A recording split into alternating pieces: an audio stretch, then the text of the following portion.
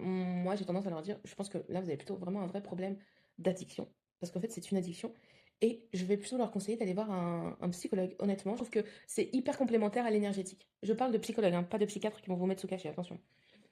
Parce que quelqu'un qui est complètement accro à tout ce qui est spirituel, c'est quelqu'un qui est en souffrance. Et parfois, l'énergétique ne peut pas guérir tous les maux. Il y a des maux qui ont besoin d'être guéris avec des professionnels, et donc un psychologue peut aider ces gens-là. Et que penses-tu des personnes qui consultent un énergéticien tous les mois depuis des années? Oula, alors ça dépend de cas de figure. Si c'est une personne, alors quand c'est des années, c'est souvent une personne qui peut avoir une sclérose en plaques, ce genre de maladie chronique, ou les maladies des intestins, maladies de Crohn, ce genre de choses. Franchement, oui, ça peut être efficace. On peut vraiment aider les gens. Moi, je l'ai déjà fait avec une personne qui a une sclérose en plaques, ça l'a vraiment aidé. Tout le temps qu'on a fait ce suivi, ça l'a vraiment aidé.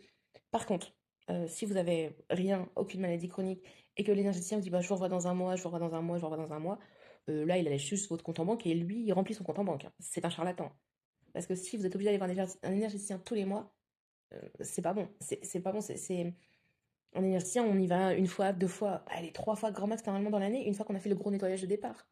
Si cette personne vous donne tout le temps des rendez-vous, cette personne a refait sa piscine avec votre argent, ni plus ni moins, Ah bah ouais, c'est clair que tu n'as pas de piscine. hein. Non, c'est sûr que j'ai pas de piscine.